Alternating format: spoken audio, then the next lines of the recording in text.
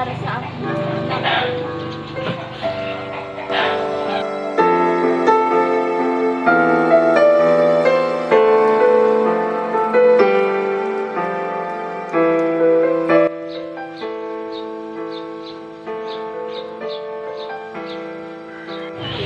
Sige anak, nalib mo sa prayer. Yan. Yan, buksan natin yung Bible natin sa January 16. Sige, buksan natin. At, okay. Sinasabi sa January 16 na mahal tayo ng Diyos. Naialis po muna ako, may exam po ako. Ay, sige anak, mag-ingat ka. Mag-prayer ka muna ha. God bless you. Opo, Nay.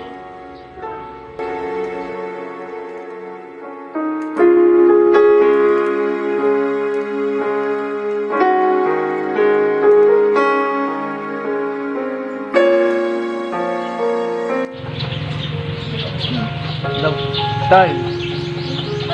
Ba, di niya parts na yun. Punta kami mamayang gabi. Kaya baka. Hindi ko pa alam. Papalam ako kay mama. Ma, pwede po ba ako pumunta mamayang gabi sa birthday ng tropa ko? Kasama ko naman po yung mga tropa ko, di naman po kami kagala eh. Ma, pwede po ba? Gabi? Hindi pwede anak, delikado na panahon ngayon. Gabi yun anak, pinagbabawalan kita kasi para din naman yun sa ikabubuti mo.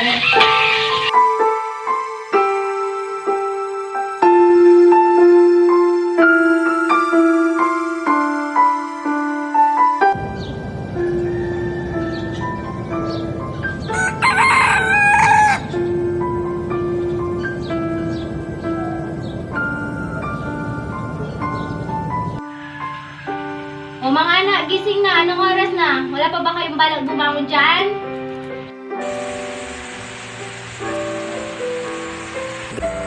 Hey, si Mama. Umagang-umaga, ang ingay-ingay. Anak ka, ate. O mga anak, alis muna ako ha. Kayo muna bahala dito sa bahay. Mga hugasin doon, pakihugasan. Kasi mga kaldero na rin pala, pakiayos. O kayo na munang bahala. Mauna na ako mga anak.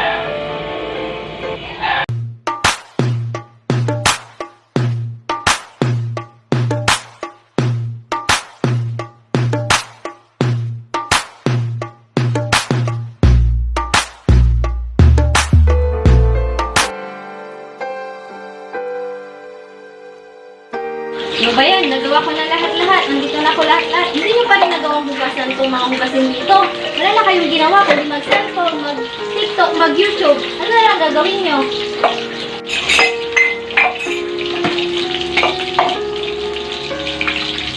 At itong mga kaldero na binili ko sa inyo, hanggang ngayon, hindi nyo pa naayos. Anong ginawa nyo dito sa bahay? Nag-cellphone? Nag-tiktok?